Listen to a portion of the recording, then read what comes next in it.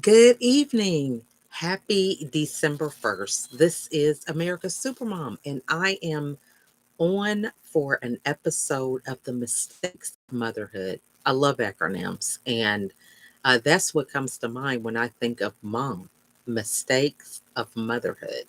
Because as a mom, we often put too much on ourselves. We think we have to be perfect, have all the answers, do everything right.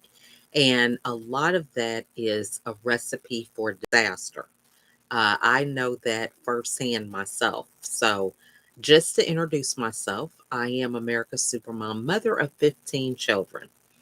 And there have been lots of lessons that I have learned on my journey as a mom, considering that I started out as an only child and fast forward to having 15 children. And the first question that many people ask is, are they adopted? Is this a blended family? So the first answer is that my husband and I had 13 children together. No twins, all single births. 11 of them were completely natural with no pain medicine. And the last two, because I was high risk over 40, I had to have C-section. So that means I have two bonus children that are my stepchildren. And so our oldest, my oldest stepson, actually lived with us from throughout his high school career. We've always had a very communicable relationship with his mom and stepdad. And so he's always had,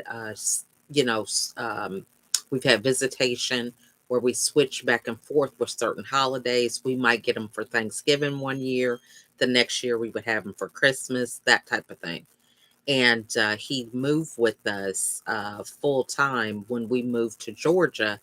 So he spent his high school career living with us, and then he moved away to go to college. And he now has a family of his own, married with two children.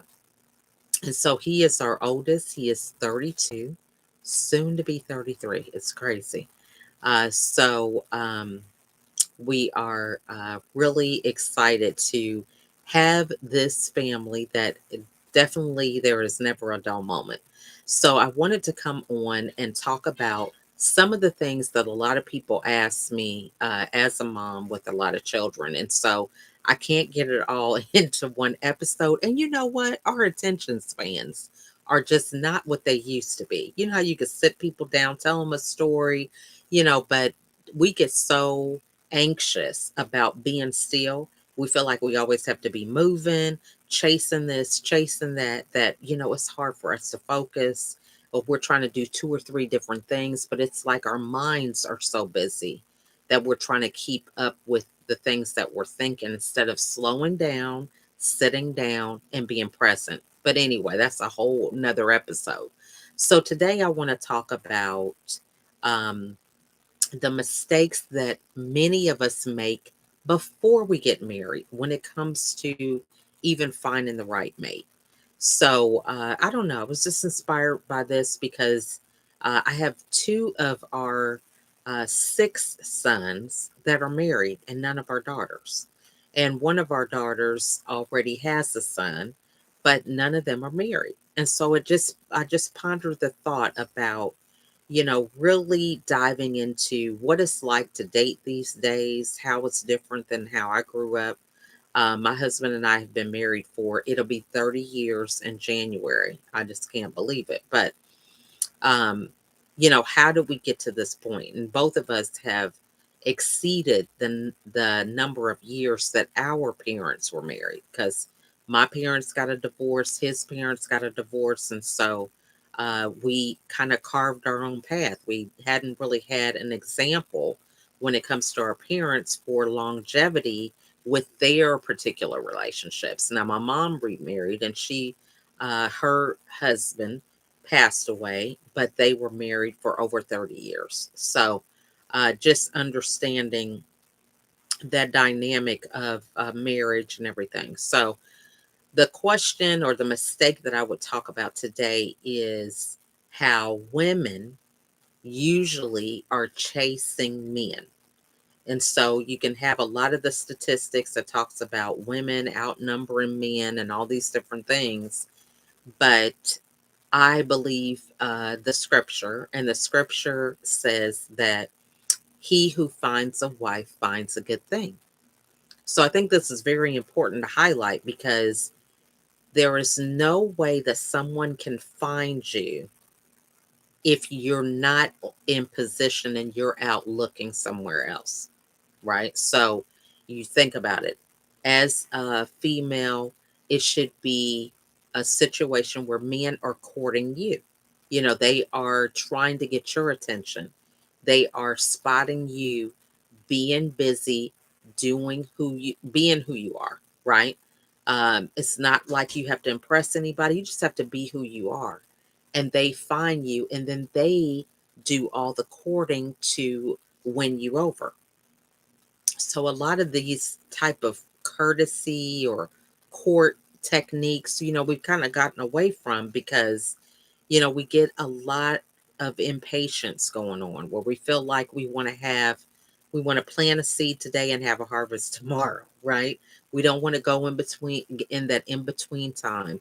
It's like you get a haircut and it starts growing out and it's in that in between stage and you're like, ugh, it's not quite short, it's not quite long.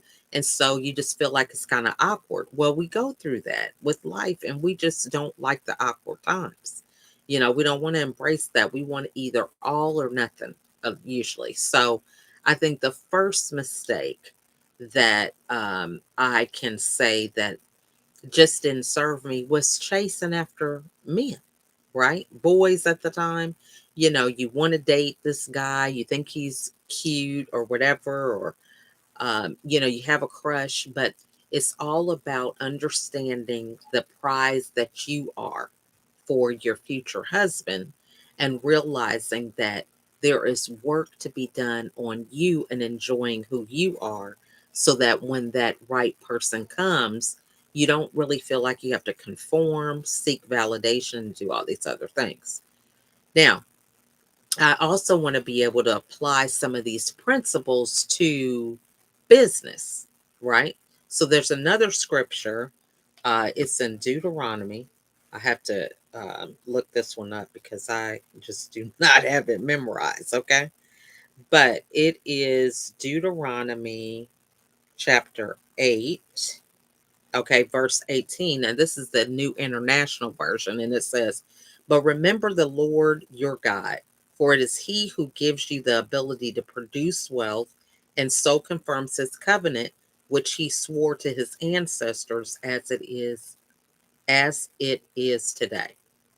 Okay, now I'm always giving these references because I'm telling you, as a believer, I can't make it without God. I have 15 kids, 10 of them are still at home, and prayer is my pipeline for energy, for ideas, creativity, everything I believe. I give honor to God. But anyway, I want to go to this chapter because it says that God gives us the ability to produce wealth. Now, this to me is relevant because just like we shouldn't be chasing men, we shouldn't be chasing shiny objects. We shouldn't be chasing this car, this house, this promotion, right? It says we have the ability to produce wealth. So I wanted to go here to produce because a lot of times we think we know the definition of words. And it says make or manufacture from components or raw materials or cause a particular result or situation to happen or come into existence. Show or provide something for consideration, inspection, or use. Okay, so you've got all these different definitions, but I don't see any of them saying chasing shiny objects, looking after the squirrels, and all these other things that a lot of us do. We have our own ability to produce wealth. And I think this is really important for mothers because we often go outside of ourselves and feel we have to have something to complete us. We're busy looking after the kids, our spouse, or our boss. If you're working outside the home, and so you're not really understanding the value that you have internally. Now, this is important because this is how monetization begins. If you know that you have the ability to produce wealth, then you can begin to look at things a little differently. Do you sew? Do you cook? Do you bake? Right? Do you have creative ideas? Do you paint? Do you draw? Do you have a certain skill set for organization? Right? Do you decorate well? A lot of these things that are right underneath our nose, things that we do every day, we can begin to monetize and produce wealth for ourselves. Right? So maybe you just feel like, oh, I just stay home all the time. I've got my kids. Only thing I do is cook. Well, you can make a cookbook, right? You can have a cooking show. You can have cooking lessons with people in your neighborhood or other moms. You could do you can start some kind of what do you call it, co-op, where people can make meals and switch off. I mean, there's so many different things, and it could be a membership that you have with the parents, because just because you stay home doesn't mean everybody else does. Some people work one job or two jobs to make ends meet.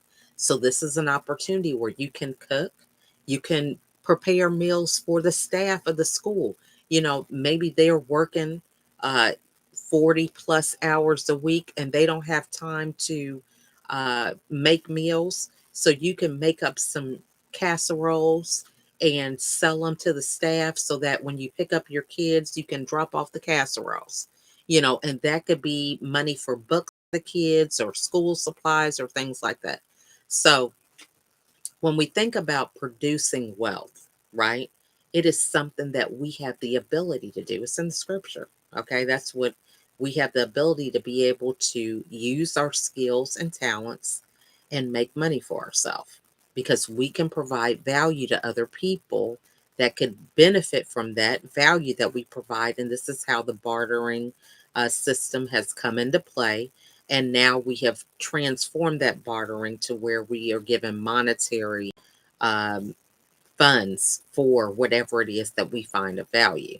So I wanted to come on to talk about the mistakes of motherhood that often start out as women chasing men, but then we take it a step further sometimes when it comes to business and we chase other things that we want to level up to. We chase promotions, we chase material items when we really can look within ourselves and get back to knowing who we are, finding our own voice, and begin to nurture our gifts and also to affirm our own worth and value. A lot of times when we're chasing other people, we're getting sidetracked and distracted about who we are and what we have going on. So you think about it. If you're running, you're out of breath, tired, whatever, you may not even be thinking clearly. You might be hungry. You might be, something is quite off, and you might not make the same decision than if you were well composed. Sorry about that.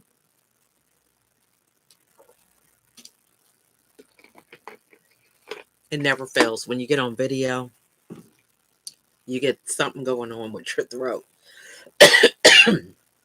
So, I just want to say that when we think about the mistakes of motherhood, and this can be applied to business, personal life, or anything else. It's not necessarily just a motherhood thing, but I'm just speaking from my own experience.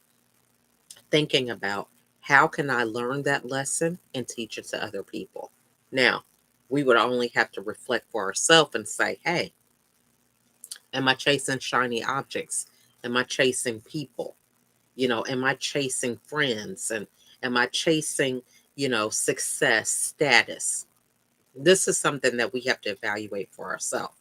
But I would say take a pause, get some awareness, and understand that you already are enough. You have enough value, enough worth within inside you. And so the next step is simply for you to believe in yourself, trust who you are and the gifts that you have, and continue to move forward in a positive way so that you not only can achieve the things that you desire for yourself, but you also can be a blessing and you can mirror that behavior for your children or your children's children, people in your community, co workers, friends, family. The list goes on and on. So, one thing I would say about mistakes is just like a pencil that has an eraser. You can erase it and you can start over, right? So, when I say erase, of course, we can't always turn back the hands of time, but we don't have to stay stuck in that negative place. We can recognize where we are and we can move forward. So, for example, if you were traveling to a certain destination and you stopped at a gas station and realized you were lost, you had taken a wrong turn, you don't have to stay lost. You can just find out what road you're supposed to travel on and you can get on that road. And so that's how it is with life. We don't have to stay stuck. Life is a flow, it's about movement. It's when we're idle that we die. We just lose a lot of our momentum. And a lot of times we lose use of a lot of things. If you had your body, people who are in the bed, they're bedridden and they don't move their bodies, their muscles can die from them not being used, or anything like that. So you want to think about not being idle. You want to think about always staying in movement. So the mistakes are not for us to stay stuck, to beat ourselves up, to judge ourselves, but they're for us to learn that is not the right road that I need to be on. So let me get on the right road. Okay, so it's just that simple. So, just want to encourage you guys. I'm excited about this new segment that I'm doing. Not sure how often I'm going to be doing it, but I just thought it'd be really nice to share some of my insights with other people because they ask me a lot of questions all the time from, I mean, all kinds of topics. And I just thought, why don't I just do something different and just get on video and share some of my insights. And I would love to hear your feedback because, I'm just one person. I'm an only child and didn't experience siblings. I had cousins, but that's not the same, I don't think. So just understanding that this is my perspective. I would love to get your feedback. If you have any questions, anything you want me to dive deeper in, I truly believe in being transparent because it is through transparency that we learn.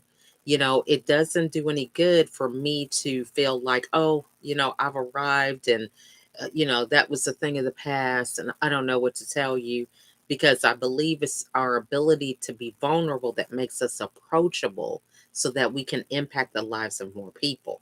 So if I didn't feel comfortable sharing or feeling like, someone was trustworthy, I wouldn't even ask them certain questions. And without asking certain questions, it's hard to get certain revelations just on your journey. So feel free to reach out, ask me any questions, put them in the comments. You can reach out to me directly by email, and all those contact information will be in the comments. But lastly, before I go, I just want to highlight that I'm a self-published author. Um, this book is Do You Want to Be Whole? 7 Steps to Living Mass Free. I do have a masterclass that I offer every month to kind of dive into the book. It's somewhat of a guided journal, and it has a soundtrack. Two of my kids have 6 songs that they have created for this. So, would love for you to have a copy, for you to kind of go on your own journey of transformation. Why I chose the title and a little bit about the book, all that you can find in the masterclass. So reach out if that's something that you're interested to as well. If there is something of value that you found in this video, take a clip of it. Okay, there's these little scissors at the bottom of the YouTube video where you can just clip a certain point, share it with a friend. Maybe you don't want to share the whole video, but just take a clip and share it because I think it's so important Sometimes that's all we can handle is little bite-sized information, right? Because we've got 1,000 things going on, and sometimes things are so controversial with what our beliefs are that we can't handle too much information at one time. So sometimes we have to take it one small bite at a time. So take a clip, share it with a friend. I think that is pretty much all for me today, but I want to wish you a happy month of December. We are coming into the home stretch of 2022, and I just want to wish you a wonderful, prosperous 2023, and take some time to really realize who you are, what your value is, because the world needs to hear from you and they need to see your light shine. So, have an amazing evening, and I'll see you on the next episode. Bye for now.